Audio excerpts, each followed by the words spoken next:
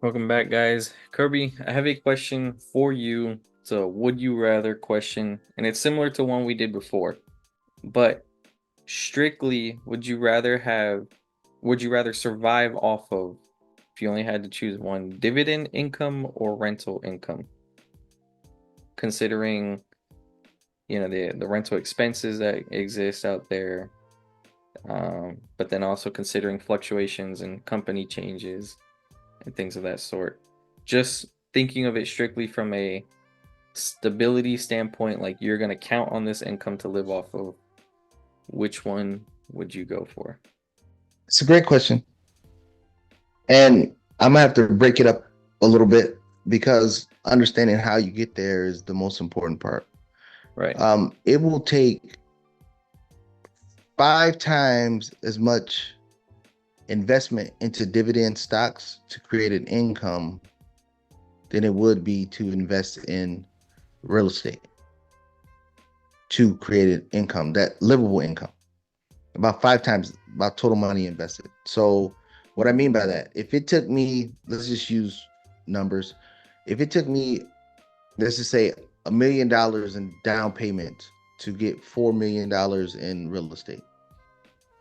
So and then the income from that real estate will give me the money to live off of. Hopefully it don't take that much. It'll take like $4 million in dividend paying stocks to replicate that same income. And then I wouldn't get the tax benefits of, now I'm gonna give the pros and cons of both. If it's in real estate, the pro of it is if it's in real estate, I get the tax benefits and everything that goes along with it for being in real estate. If it's a dividend stock, I'll pay about 15% income tax on it. But now going along with that, if I'm in just, let's say, a dividend mutual fund or a dividend king or aristocrat, my only risk is if the company goes bankrupt. But usually a stock that's in, dividend king or aristocrat, they're usually household names. It'll take a lot for them to go bankrupt. But in real estate, I'm dependent on people in the economy and the area where these rental properties are at, having the economic stability to provide these people jobs. Um, so it's a risk on either side. I mean, what people consider more risk or less risk is on them. Um, but one thing for sure, two things for certain. It's a need more for people to have a place to stay than it is a need for a company to stay in business. So, with just knowing the pros and cons for each and the cost to get into each, uh, I would rather I would rather have rental income as my way to live than dividend income. I mean, of course, dividend income will be way less work. Let's be honest here. It'll be way less work if I can get it in dividend income, but I will have to pay, like I said, 4 times the amount just to have enough, uh, as many shares to get the income to be able to live off of. With the, housing market and things like that, then I got to put in more work. But then this is the thing is, yeah, I'm gonna have tenant turnover. Yeah, I'm gonna have to deal with knucklehead tenants. Yeah, I'm gonna have to evict tenants and do those type of things. But I will always have a place to stay. I mean, no matter what. I mean, even if I have to leave this house, let's say I got a mortgage on this house and I got to go leave this house, I go to stay in one of the rental properties. I can't go stay in one of my dividend shares. I can't go to the company and be like, hey, I got shares in this company. Can I get a spot on the floor? They're going like, hell no, get the hell out of here.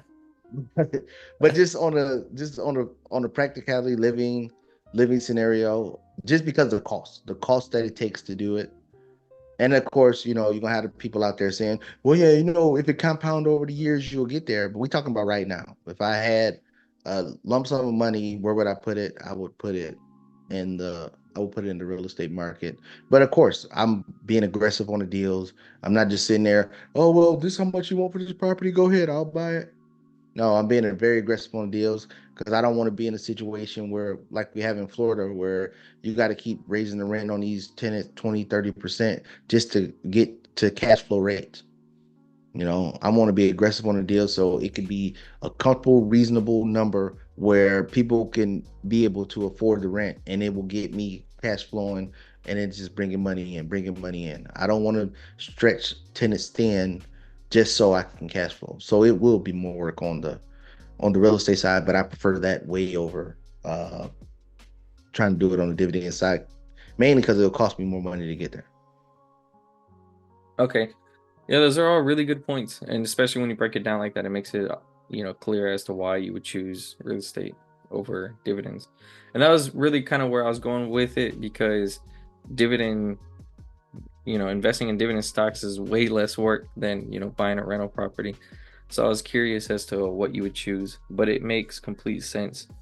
Because especially if you do have property, especially $4 million in worth of properties, then eventually one of them is going to get paid off somehow. So and you can live in one, like you said. So it's very true. Good points.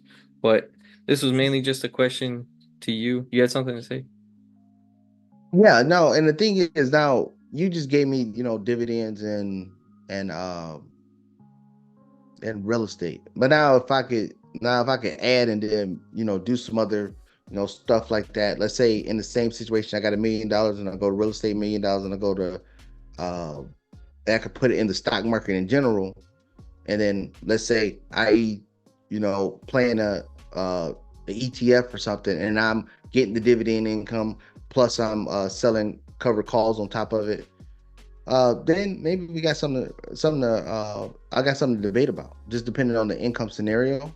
Right. Because it would, if I'm selling call options on it, then it takes less money for me to invest to make an income off of Yeah. it than it would if I'm just strictly just taking the dividends. But just with the question, how you framed it, yeah, I would take real estate over dividends because I would need way more money to, live Yeah. comfortably off of that.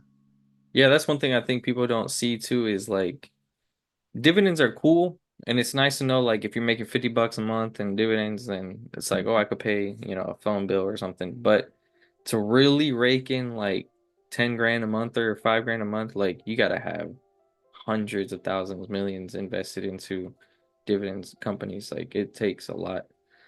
So all Right. good And points. then the other thing is if you just put it all in one dividend, let's say ETF or one dividend stock, you're only gonna get paid every 3 months. Yeah. Bills come every month. Yeah. So now you got to have that money management skill to that dividend payment come. Spread You got to let thin. it stretch for 3 months before you get the next one. Yeah. So the rents come every month. They come in every month. So yeah, yeah, give me that every month. I want that. I want that for sure, for sure. And then I mean, of course, the other risk on the dividend side, the company can always cut the dividend. Yeah. I mean, we see that all the time in the stock market. So it's risk on both sides. But I'm just gonna go with the one with cost the lower financial cost to entry, and that would be real estate market. So that being said, guys, if you liked the video, hit the like button. Let us know what you would choose. Don't forget to subscribe, share, and we'll see you guys on the next one.